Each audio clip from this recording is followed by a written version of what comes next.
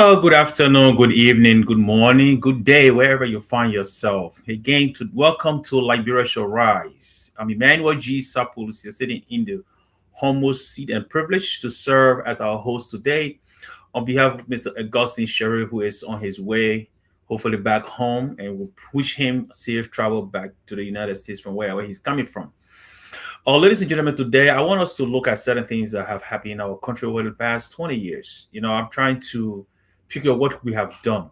So today's topic, it seems like it's going to be a monologue since Augustine Sharif and Dr. Positive or Steve are away. So I'm left alone here today to serve you. But it's a privilege and it's an honor to serve you this day.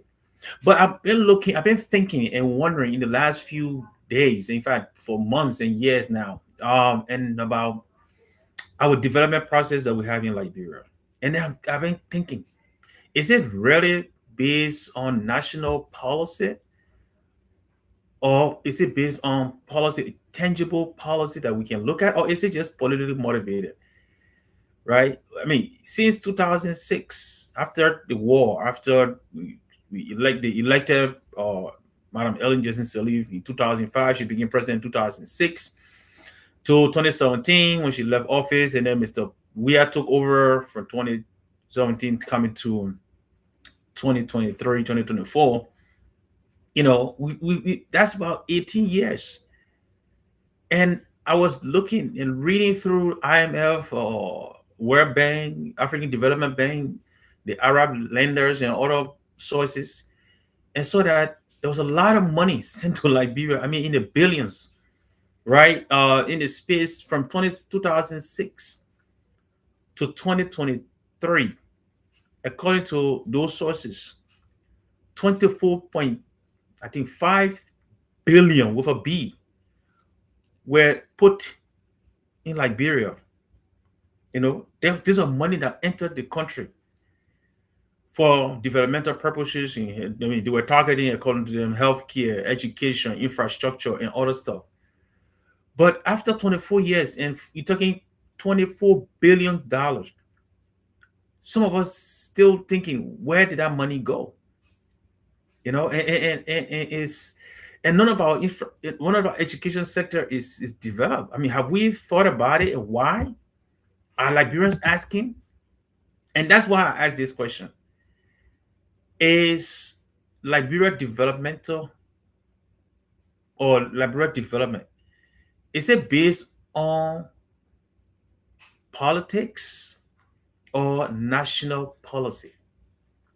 Because I think it is the latter. I mean, I think it is based on or politically motivated. That's my opinion.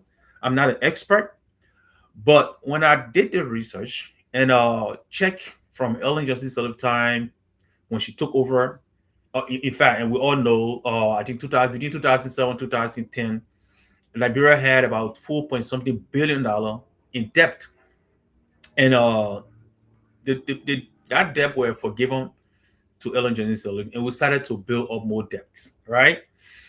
In her first year, she got huge, and I mean huge amount of money per IMF, United, World Bank, and all these different entities that were giving, donating or either donating money, which were grants, or giving loans.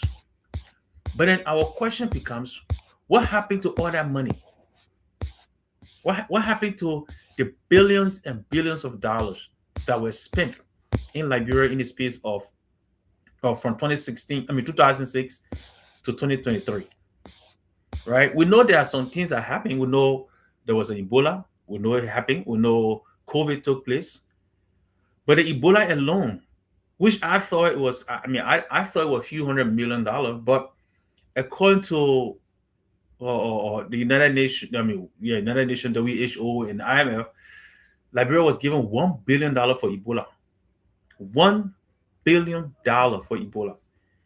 And yet, our healthcare sector still does not show that. So what are we doing in our country? What are we using to develop our country? It's just as politics as usual. Because to me, that's what it seems like. And I'm going to kind of try to explain to make sense on why I think most of the decision, most of the policies that we have in Liberia is mostly politically motivated, which I think is temporary, right? Political motivation as a developmental plan is temporary because these political parties will come and they will leave. However, our country will still remain where it is. Now, if we have a national policy or national agenda or national policy that each government that comes in place will foster or implement the previous policy that were put in place, then I think we'll have tangible. But let's go back from 2006 to 2017, right? So for Grant Early Johnson Sirleaf, for 2 terms per IMF or World Bank, the African Development Bank, she received $3.5 billion grant. This is grant. This is something the government did not pay back. And this grant, according to them at the time, it was geared toward reconstruction, right? They were focusing on reconstruction because, I mean, which is understandable. We just came from war and there are a lot of things going on. So, yes. So that makes sense that we want to start reconstruction. Now, in that time period, and from my observation, I could be wrong and stand to be corrected, and I want to be corrected. The tangibles that I can see that today we can refer to and say, hey, these grants or the loans or stuff that they brought in, this is what it did, and we can see. One of them that I can look at that can still functioning properly, even though it was not expanded to the extent that the money was projected for. That is the highway from Pinsville or outside Pinsville all the way to Ganta. Okay, that highway should have been, I think, 4 lane, 2 lanes on each side, and we know it's just 2 lane, one way to go, one way to come. That I can say that's a tangible that we still see today, right? Credit to her. You can still drive from Monrovia to Ganta within a reasonable time, right? But that's one of the tangible that we can see that somebody can say, yes, there is something that she did with some of the money, and that project we know. I mean, it's not part of the grant. I'm just giving some of the tangible that she left behind. And I think one of the things we can see is the rehabilitation of the White Plain Hydro Center, which we know is today is still not functioning as it's supposed to, because we are still relying on energy from outside the country, that is from the Ivory Coast, right? And then we are looking at what else, the Carway Bridge. The Carway Bridge is there, it's still working, it's functioning well. The Somalia Drive, that was completed under George Weah government. And did the renovation of the airport. Those are the tangible you can see, and these are not part of the some of these projects I'm naming are not part of the grants, but at least those are some of the tangible we can think about. But according to the IMF and UNICEF and all the other agencies, they were giving money to develop healthcare, education, agriculture, road network. Like I said, we can see something that we can. But agriculture, what have we done with agriculture over these years? In my opinion, I don't see anything, because we're still importing almost all of the rice we eat. Most of the food we eat, we're still importing them. Even though we have a very young population, which is Liberia. I think the average age in Liberia is about 19, right? The average should be about 19, which is very young, very youthful. Education. How have we developed our education sector? I know it have been a joke around town in the last few weeks or few days about the military recruitment, where people are criticizing the high school graduate that they cannot read a simple elementary sentence. So that means our education in the last 20 years was not really restructured. It has not been built to accomplish, in my opinion, anything. Right? So how was the money spent? We know one of the things she introduced for her education program was the junior colleges in the various counties, which, in my opinion, was a very good idea. It was a very good idea to establish junior colleges in the various counties. Good. But I think the implementation was wrong. It was missed, in my opinion, my humble opinion, because I'm not an expert, but with common sense will tell me that if I am coming from war and our most of our population at this time, especially our school age children at the time, or young men who supposed to have had high school education, most of them had just been through war. Most of them either participated or most of them did not have the opportunity to go to school because they were either dodging bullets and all these different things, right? So you would think we will target our education to those populations so that they can be useful to a post-war Liberia, right? And those junior colleges did not serve, in my opinion, did not serve the purpose that it should have served. For example, let's look at the Bon County Technical School. Bon County, prior to the war, it was Bon, Nima, and Lofa County that was considered the breadbasket of Liberia.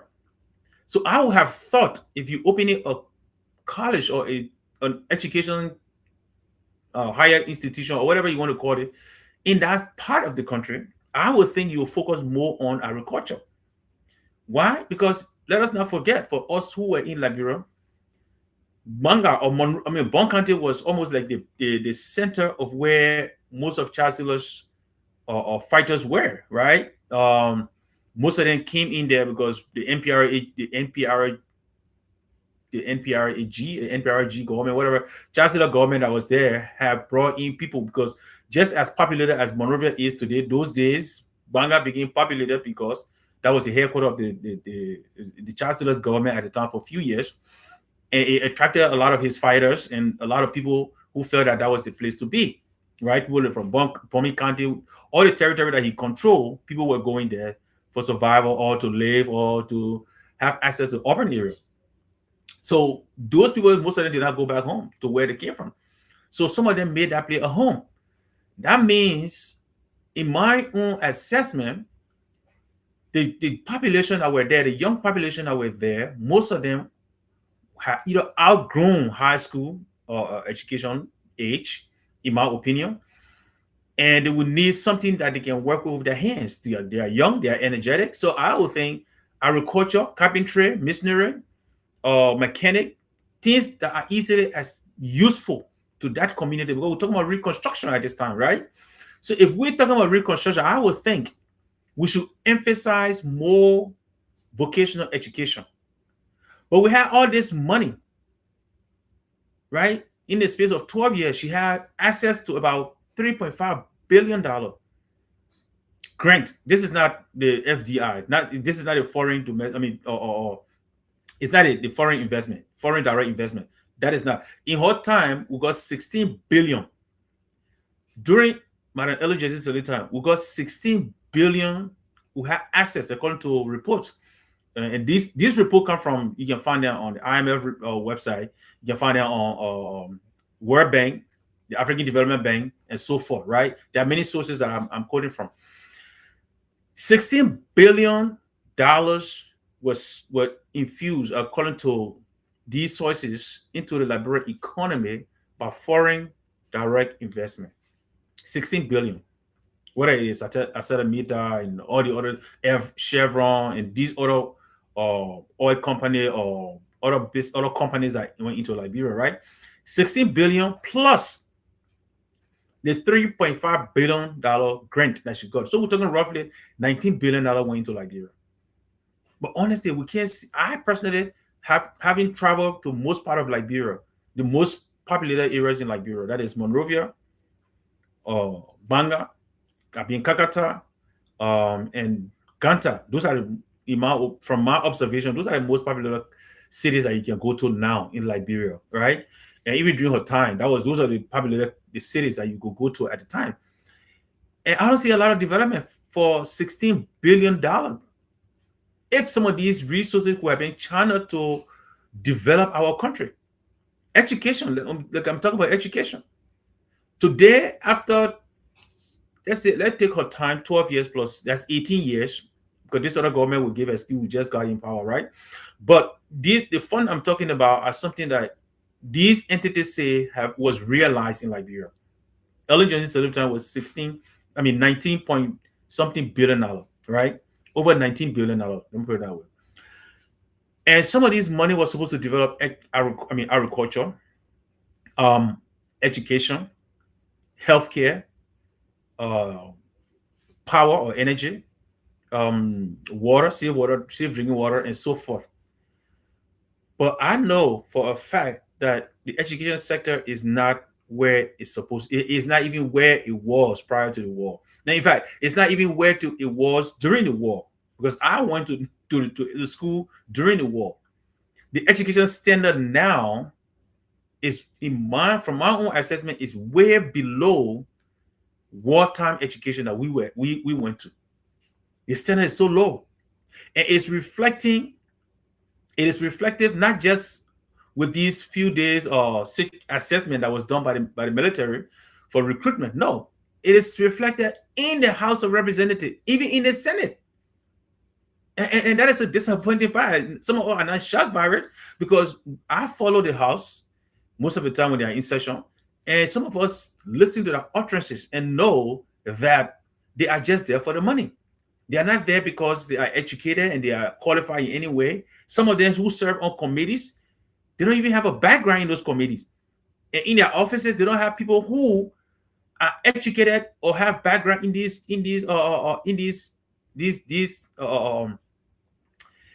on these committees. For example, the finance and whatever you want to call it. There are few guys who may be the chairman that will have some financial background, but some of the other guys will just be there for flow show, you know. And then in the those that work in their offices don't have anything that has to do with finance. Ways and means, the same thing. Education, the same thing. Healthcare, the same thing. You got people who don't have healthcare background becoming chairman of healthcare committee in the house. I mean, tell me, how do you expect that person to make law that will have impact on the healthcare system or will develop the healthcare system? It is impossible. And that's the problem we have in our country. So now let us come to our topic I'm talking about today. And the question I'm asking is, the Liberia development, is it based on national agenda or national policies? Or is it just politically motivated? And I think it's the latter.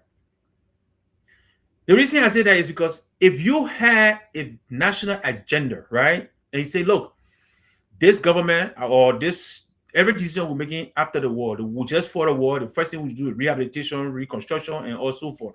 The first thing we should have done is first establish institution that will put those people who have been out of school for a long time, rehabilitate them to education system by doing things with their hands. That's what I would do.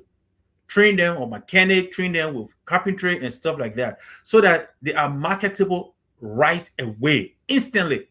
6 months you train a guy in carpentry, 6 months you train a guy in a mechanic, he can go to a mechanic shop and start repairing vehicles. He can go in the community and start building tables for market women, building chairs for high school, for schools and other stuff, fixing people doors, fixing people ceiling, fixing people locks. That is right there, carpentry. In 6 months, he is useful to society. He doesn't have to go to the House of Representatives to be begging for money. No, because you have given him a tool that he can survive on for the rest of his life. Now, if he intends to go back to school and go through the Western traditional education, yes, then of course they can do that. But in the meantime, he or she has something that they can survive on. That's what national policy or national political, or agenda would do. Unfortunately, it is only politically motivated. Now, what would a political motivated policy do? So, right after right after the war, hey, let me tell people that I have built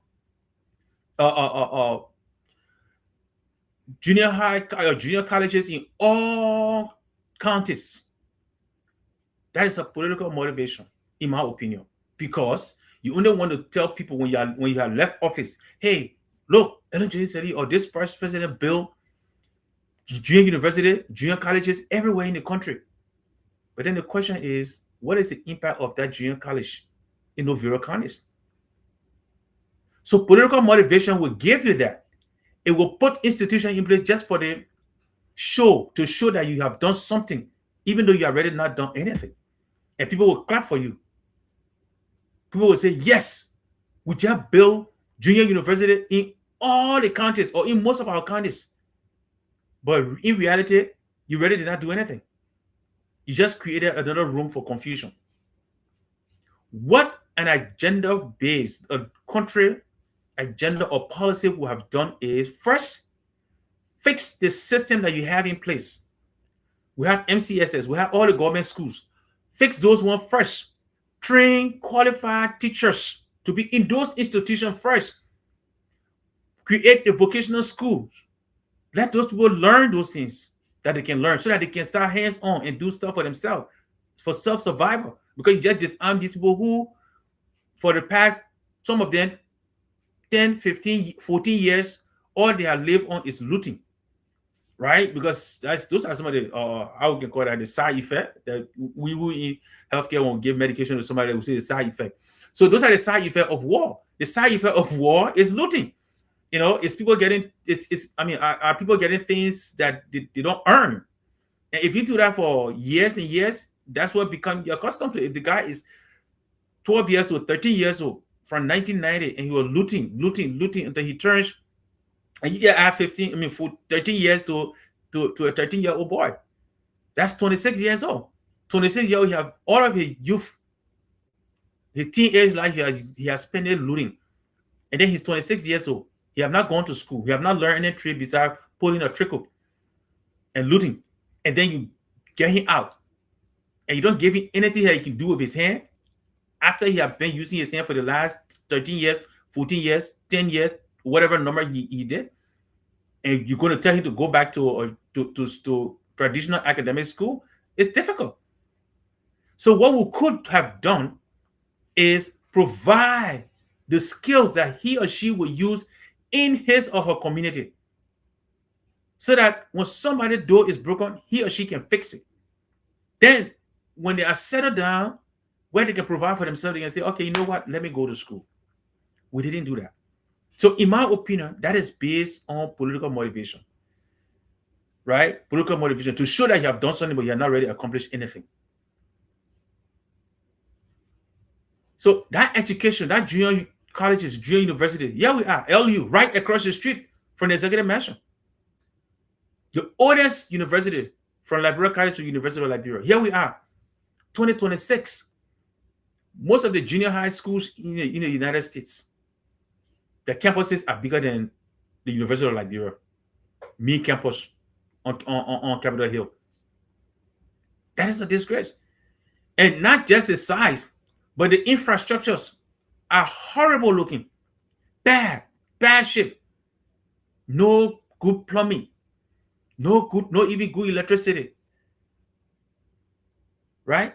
So you don't develop those things, and then you talk about building other universities in other part of the country. The heart of the city, you cannot even find correct, if I can put it in Liberian way, you cannot find correct good teacher to teach in the University of Liberia and the other local colleges around it. But you go and build one in Bon County, in Lofa County, in other counties where you better find good teachers to teach in the junior high school. And let me not forget to tell us that in 2024, and this is after Ellen Jones' early time, this is 2024, I went to some of the schools. Most of the people that are in the schools are volunteer. The employed teachers are less than the students, the teachers that are volunteering. Just imagine, just think about it. So how do we spend the money that's supposed to be allocated to restructure or rebrand or redo whatever for education? How was that spent? But political motivated policy, we just put something out there for people to talk about, but nothing accomplished. Okay, nothing accomplished. So I think the junior colleges, the putting of the junior universities or whatever, and now some of them, even though we're talking about LU not putting a good qualified, and it's not a fault of the students. To be frank with you, it's the prevailing condition that have come. What the society have introduced to these people that is making them to behave the way they behave. We used to have good debates when I was in LU. We debated on the issues. It didn't matter where we were debating, whether it's on the political power or even the religious one. But we debated on the issues, right? And those debates were civil. During the war, we did not use all these other slogans that people are using. And then after the war, to my surprise, at the early campus, we're hearing people when we were on campus in the 90s when the war was fighting, or in the early 2000s when the war was fighting, we're not dressing these militant uniform. But then after the war, we now see students put on the militant uniform when some of them had not even known what it was to be in a war. And that's the confusion. But it's because of what those in leadership are showing them or telling them. And they think that's the easiest way. But Liberia, what are we doing to ourselves? How can we restructure ourselves? What have we done in the last 20 years? I'm going to look at the last 18 years of that 20 years. What did we accomplish? Because according to IMF, these are the money that have been poured into Liberia. But yeah, we can't see the tangible. And that is my question to us. Have we used the resources that we are given to actually make a national agenda or policy that we can govern and develop the country? Or all we're doing is using political motivation to put things out there? Education is still not right. You got lawmakers who cannot. There are lawmakers in the House that have been there for almost 20 years. They have not put up one bill. That's it. I was from the playing field, and I'm just speaking as a Yana boy because I used to be a Yana boy, and I went into the House. If I was educated from the Yana from being a Yana boy, which I was by the way, okay, I was educated as a Yana boy, going from place to place, selling my little stuff and going to school, SDA campus. Not many of my classmates knew, few of them knew. But I was street seller or street vendor, and at the same time going to SDA on Ken Johnson Road. And I graduated from there, and I earned my education. So if I was to go in the House representing the Yana boys, I would be thinking of ways to put policies in place that those Yana boys would not be stuck between vehicles. Like we used to run behind vehicles on Johnson Street Hill right there. When Ecomont checkpoint was right after the now old bridge, because they got another new bridge going towards Waterside.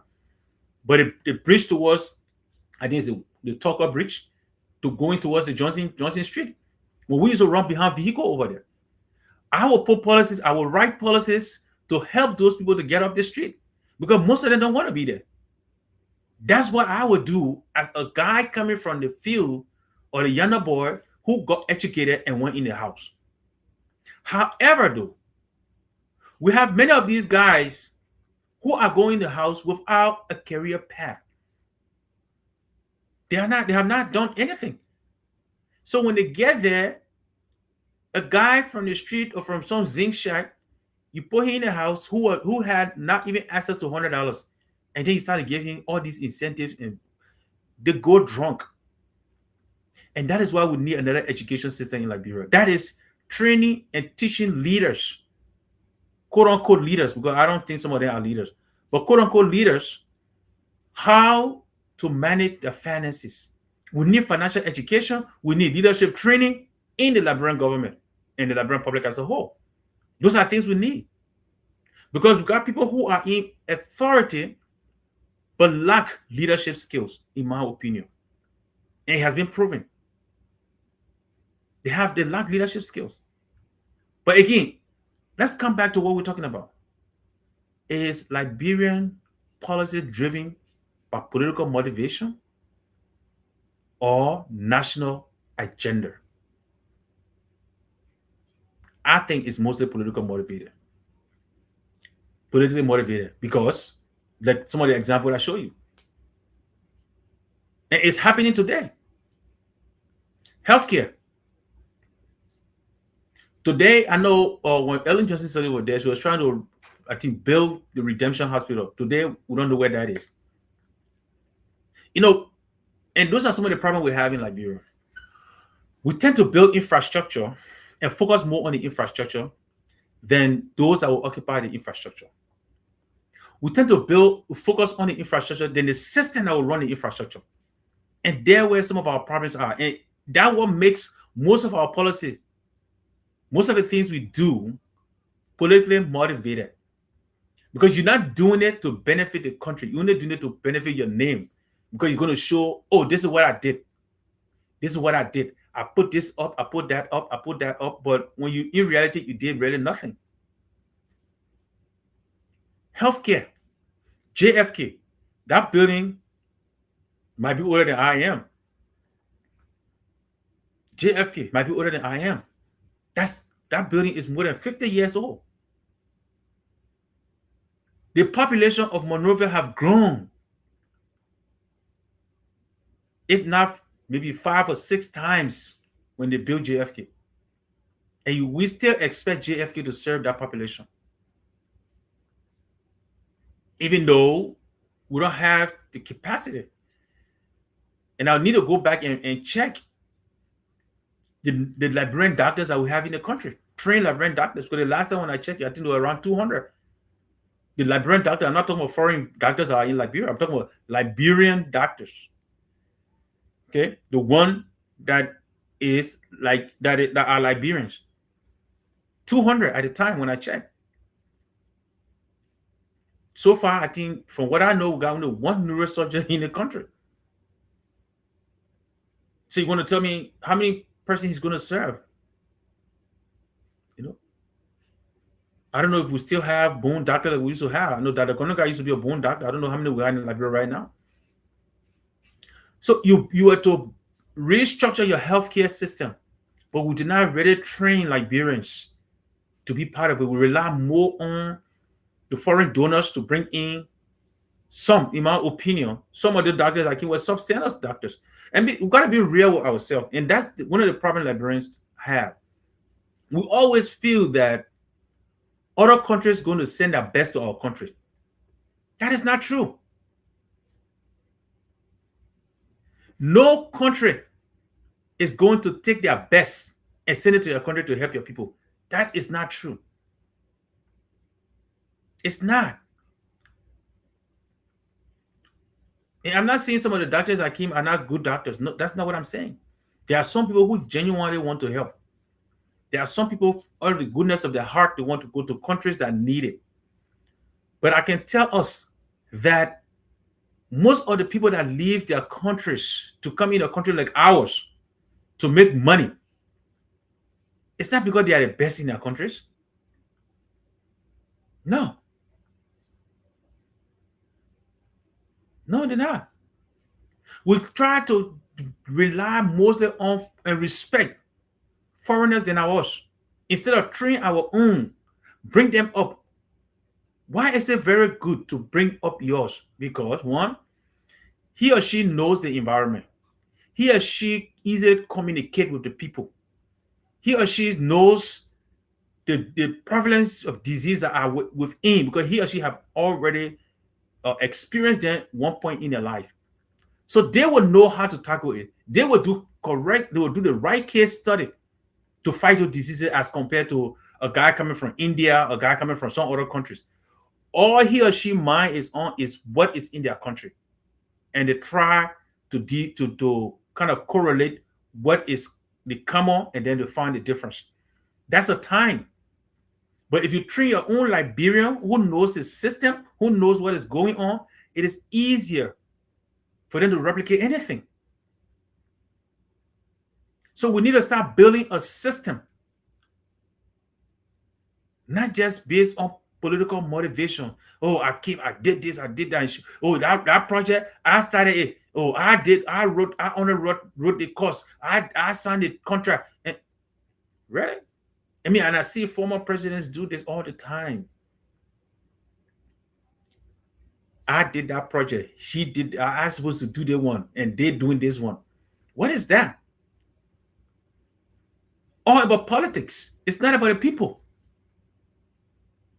Why are we selling ourselves so short, Liberians? Ellen Johnson said time. Grant plus Direct investment, not loan, direct investment and grant, 19 billion dollars. That's what her government got. That's it. According to IMF and other sources, that what went in the country to her. If you add her loan that she got, it's about 20 billion total. 21 billion actually. 21 billion dollars went to Liberia. The loan she took during her time. You know, but we can't really see the tangible. What are we doing? Why are we making our country and our people to suffer when we have had opportunity to make these people better? Healthcare is barely accessible. Look, just recently there was a report in Bapulu where women are working 4 5 hours. Pregnant women working 4 5 hours, 6 to 8 hours to sometimes to go to the nearest clinic to give birth. Some of them dying along the way. Some of them giving birth along the way. But in that very district that thing is happening, there have been, if not multiple lawmakers in that very district. Multiple lawmakers who, if you calculate their salary from 2006 to 2023, it will be over 1 million. Their salary, their incentives, and all the other different things they're getting. It will be over $1 million that could have provided 3 or 4 little house clinics. How much they pay nurses? The last time I checked was around $150 to $200. So if you put 2 or 3 nurses in that area, right? That's about 3,600 a year.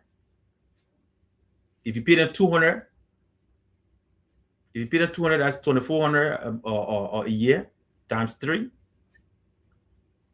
right? But 60, what, 72? 7,200 a year. And to keep medication in there, maybe you can spend about 100, 150,000, 200,000, I don't know, to keep medication there. At least to keep them up until they can find somewhere to go. But one person in that area, which is maybe in that particular district, that lawmaker money alone, which should be around maybe $100,000 a year, could benefit a lot of people. What are we doing to our people? What are we doing? We get the money. No wonder why they are fighting and killing one another just to get in those places, in those positions. Because it's not about the people, it's about themselves, their pocket, how they can live luxurious life. We got them posting on Facebook and social media and other places how they're traveling to other countries to celebrate their whatever, spending thousands of dollars and celebrating and showing it to these very people that they're representing. And sadly, these people don't get angry. They praise them, they clap for them, they celebrate them and say, oh yeah, he's enjoying. But he's taking your resources and enjoying, and you suffering, you dying, your brothers are dying, your relatives are dying for lack of incentives that you need, necessity that you need. And they are taking the money. Good. He or she did not invent anything. They didn't make any business. They went to work in the house. And these are people who work less than 20 hours a week. 20 hours a week. And they're making thousands, hundreds of thousands of dollars. 103 people making or taking 50 some more $1 million from the Liberian budget. Do you know how much that could do for those rural districts and those rural counties when it comes to education, when it comes to healthcare, when it comes to agriculture that we should be feeding ourselves? Today we're wondering why cancer is not becoming a thing in Liberia. Why wouldn't it be? When we left from eating our natural food to now eating processed food, you don't know the source of the food that you're eating. And you wonder why? If you didn't know, those are some of the reasons. You wonder why a lot of young people getting blind in Liberia? You wonder why? because most of them don't have access to basic necessity. So they have to go out in the sun and look for food and do other things. So the dust from the road, the sun, the UV ray is destroying their eyesight. You go to Liberia, you see that. You go in the street, you see very young people. I remember when I used to sell in the 90s, selling up and down in Monrovia. There used to be, I think, two or three blind men in the entire Monrovia area that I knew that used to be in the street begging. Because I patrol from red light all the way, all throughout in town, Sinko, Congo Town, Joba, whatever you want to talk about, all the way through every corner of Monrovia itself, Benson Street, Kerry Street, Center Street, Bravo Street, every corner of those streets, and then come to Bushra Island, the entire Bushra Island, I don't know what part, I don't know, through Bannersville, go all the way to Jacob Town, I mean, you just name it. Those areas will patrol them during the 90s. All of those years, I remember three blind people that I knew of. One was an older lady. One guy, one of them used to sit by the Johnson Street Bridge, and another guy used to be around the Broad Street. Sometimes you see in different places. Three, a few handicapped. Today, go to Monrovia. Just from right in front of JFK, you see about 5 or 6 blind young people. Why? Have we asked ourselves these questions? Because we are taking the resources that these people that should be benefiting these people to put in one or two people's pocket, and they bounce around with it. Look, like, let me be frank with us. And I'm hearing another thing about, IMF just gave us 200 some more $1 million. Where is it going to go? It's going to go back in their pocket. It's going to go in their pockets. The few in their pockets, and they're gone. And then down the road again, we're going to be asking for more. You think the IMF is there to free you? You think the World Bank is there to free you? No. Their job is to control your government. That's why they're giving them the money. Liberians, the job of the IMF and the World Bank is to control your government and tell them what to say, what to do, how to do it. That is why they gave them money. They're not giving them money so that your life can be better. If you don't know that, you need to start knowing that now. Because if you could develop your country, you will see development, because then they will hold these people accountable. You think when they come and say, the IMF report says Liberia get this, Liberia pass this threshold, you think it's for your interest? No, it's because of a control mechanism. So when Gafwa come and pronounce that this $1 million was given to you, or when Tua used to come and tell you the $1 million was given to you, it's not to the benefit of you. It's to the benefit of them.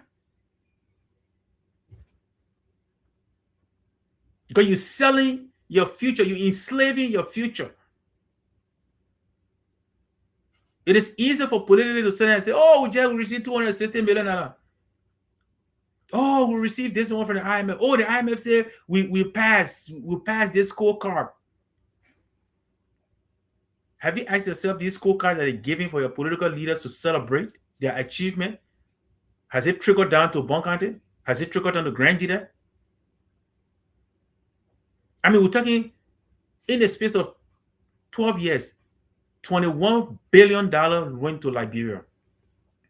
And what can we show for? Absolutely nothing. But one thing I can show you, Ellen Johnson Sirleaf and most of her people that were in her inner circle are millionaires. If some of them may be even billionaires, that I can show you. Billionaires. Some of them lavish this money and they're backing government again. Getting more. It's all on political motivation, because they will come and tell you Zikwe, or whatever they tell you guys nowadays. I mean, at least in this other government, that stuff reduced a little bit. And you sit there and shout, praising them. Liberia, where are we heading? We cannot continue to sell our future and expect the country to develop. Agriculture. What can we show? The last time I checked, we're still importing oil from Guinea, pepper from Guinea, rice from India, China that is full of a bunch of water, Indonesia and other countries. We're still importing rice. You're importing chicken feet. You're importing chicken liver, chicken gizzard. I won't be surprised you're importing chicken hair I know a few years ago, they were importing dry cow skin from Guinea. How is that beneficial to you? Why do we want to continue to be dependent?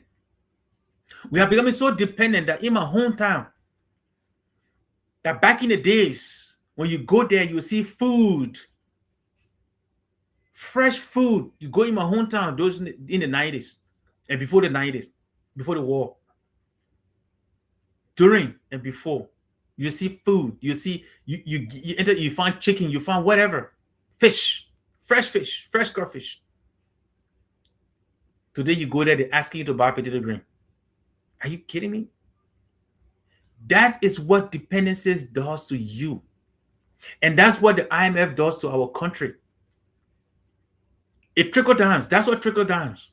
Because once your government is now depending on other countries to support them to do everything for them, then the citizens start to depend on the government or the official government to support them. And that's what's happening. But people, look, let me tell us one thing. And know sometimes people overload words. There was word when we were growing up. I don't hear it a lot nowadays, but it is still happening the same way it was interpreted. Back in the days when we were growing up in the 80s, we hear people say Liberia is an elephant meat. That didn't mean you're carving Liberian, you're cutting the map that behind me here, you're cutting it piece. No. It's because people felt that being in government is to come, steal resources, and leave the country. So they will tell you it's elephant meat, go and get your own. We don't hear it anymore, but that's exactly what's still happening. The words that we use tend to be the one that impact our lives. Liberia is going nowhere if we cannot redirect our energy to the right place. We need to stop this political motivation for everything. Stop electing leaders that you think you love them. They're not going to develop your country. Just because you're a part of a political party does not mean you have to agree with everything. You don't have to. In fact, that's not a help. We cannot allow our country to continue to go down this path where we just borrow, and mismanage. The last 3 administrations did it, it yielded nothing. They wasted resources, and today we are still feeling the pinch. And they want to come back again. We need to start holding this one accountable. We need to start working together. What you are doing right, continue going. What you need to do right, ask your own Liberian citizen. They can help you better. Going to these other people and asking them, oh, how do we do our country? It don't help you much. It can make you dependent. Let us think about how we can start working to propose system in place. Having those documents or writing on the paper, that's not a system. Look at what's happening at our border today. We still got, according to what we're hearing, foreign forces at our border. You would think after a war, what we should have done, and that's another political motivation behavior, where Ellen Johnson Sirleaf, instead of building a military that will be able to defend itself, they use the big name. Oh, the American government, the American military coming to train our army. Just prestige. That's all they want. That's just political motivation. The training was not based on defensive capacity or building a structure that would defend the citizen. That's not what we're doing. We're just trying to show off that we can train with the American military. Then we're good. But in reality, it did nothing. And that is not just that too. If you train the military, even let's say, okay, we have gotten the right training. Training the military and sustaining them is another thing. And there where most of the time, in my opinion, that will fail at Liberia. And that's why I keep saying everything we're doing nowadays in Liberia is politically motivated. Because Political motivation is temporary. It's what I do now. People see and they celebrate me and they back me up. And when I leave, that's about it. But if there's a national agenda, you will have a program in place to maintain it. For example, the military. If you know you have lawmakers making at the time during early time $15,000 a month, the man who is defending the country, how much will you pay him? What incentive are you giving him? He is the military. Capacity building is not just to train the man and put him in the street. That's not it. Capacity building is sustaining the person. You can't train a military guy, no matter how strong, how trained he is, and you're giving him $150. When the guy who sit in capital building that makes about $20, spend 20 hours a week in the house is making $15,000, that's not sustaining anything. Political motivation is what we're talking about today. Hey, we're fighting drugs. You're not fighting drugs. You're encouraging drugs to come in the country. There is no way you expect the LDEA guy, agent, to be receiving $100, $250, $150. He better get food for his home. He's not getting. The people at the top, they get scratch card, they get transportation, they get everything. But the guy who is sitting to tackle the drugs, he getting $150 to $200 a month. No scratch card, no rent payment, no food, no other incentive. That's all you're giving. And you expect him to fight drugs? You're not serious. But then you take pictures and put it on social media and stand up and blast and say, yeah, we're fighting drugs. We just captured. Those are political motivated or publicity. That's all he's doing. You can't tell me you are ready to support crime when you're paying the policeman, the traffic police, and you say you're fighting corruption. You put traffic police in the street and getting $150. Those are the things we have to start fighting for first. If we really don't want to do things based on politics only. If we're really serious for national development and not political development, we need to start focusing on a system. We should have a minimum wage for our military, for our paramilitary for that matter. We should have a system in place where the security apparatus are communicating with one another and working on that. That's a system you're building. The guy who sits in the air condition will not fight crime. He won't. The guy in the street is the one that fights crime. That means he should be incentivized for that role. Not giving $150 and they say go find your own uniform. Some of them, the uniform they're wearing, they have been issued that for more than 10, 15 years. But guess what? The police are either getting new car every 2 years or every 3 years. And the guy who is on the street, who is doing the job, he doesn't even have a motorbike. You're not even giving him a motorbike. You should, if you're really serious to fight crime, make the people who are fighting the crime life bearable. Let them have a livable wage. That is a system. But I saw a few days ago to put some motorbike and pick up in the street. Government buy these cars for police. Few police vehicle. I think it's called some patrols on it. Those are political motivated. That is not a national policy. That's not a national agenda because it's not sustainable. You buy 4 or 5 vehicles and you think you're going to fight drugs with that? When your road network is not even good? You know? Look, Liberian, we got to get serious. We need to get away from political motivated policies and focus on national development policies. Sustainable ones too. Let us start targeting things. To be frank with us, if we are really taking the time to do studies and say, look, let's work with our diaspora. And let me give you one solution that will help. It's a good thing that I hear this current president have instituted the diaspora office, whatever that is. It's a good idea. Again, we always have good ideas. We'll put those things out there, but the implementation is always where we fail. That's what I have observed. It is a fact. This is not just what I think. Okay, this is actually a fact. Case in point, the yellow machine. Since the king is still sitting there, It was just a political thing that we have for 2 years.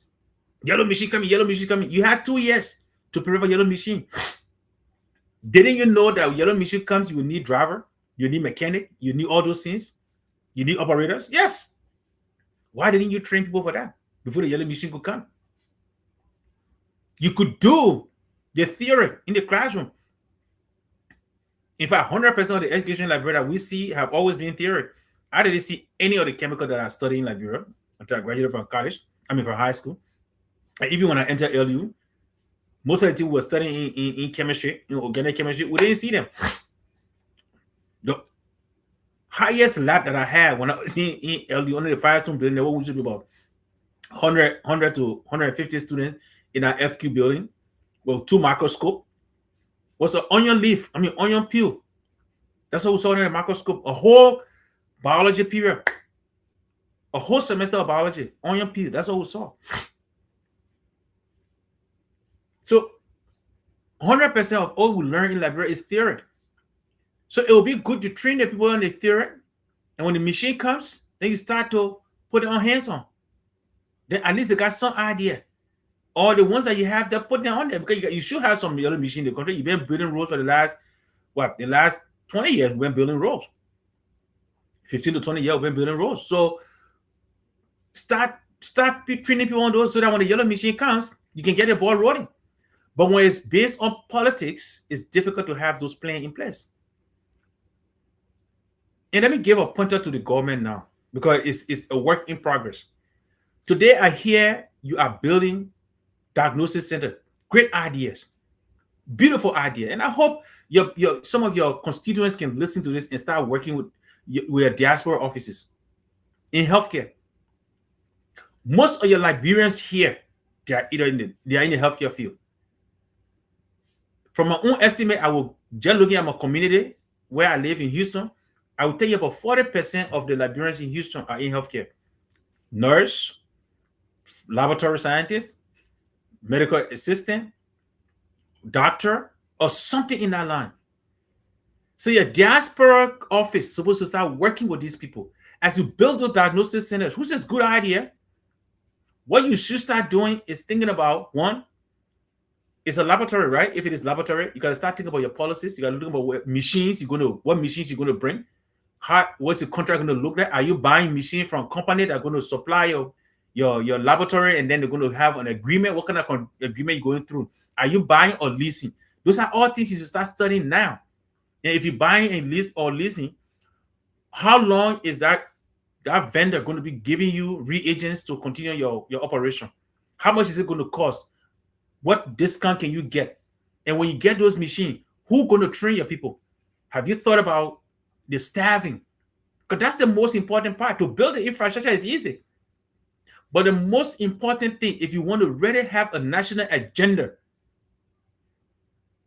which is sustainable, is to have the manpower to occupy that building. Because I can tell you, I sitting here, one of my brothers from my hometown, we renovated a clinic since 2001, I think. We turned it over. Since that building was constructed, or renovated and put up in my hometown, nobody to man it because the government have not put anybody in there.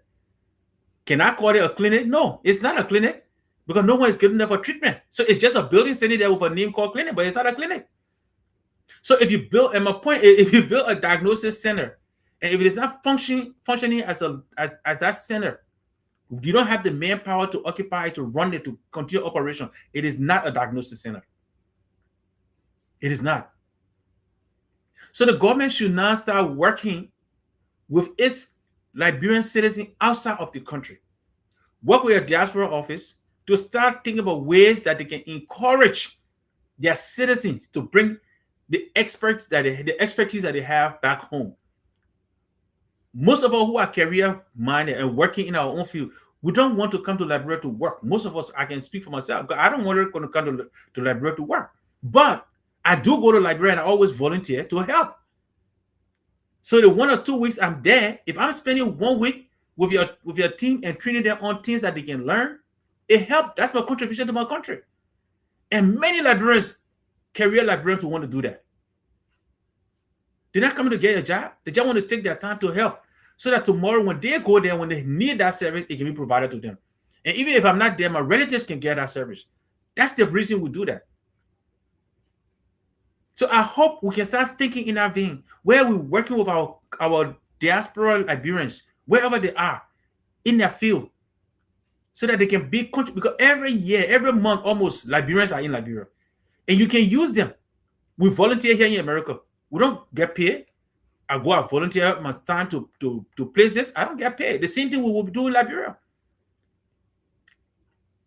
But we need to start working together. That's the only way our country can develop. Let us stop this politics in everything. Because everything is now politically motivated. Everything we do. Somebody is dying, we play politics. The country is dying, we play politics. Somebody cursing somebody, we play politics. Somebody degrading another person, we play. Somebody is killing somebody, we play politics. That is just wrong. When do we become nationalistic? At least for once. Let us put Liberia first. These political parties will go.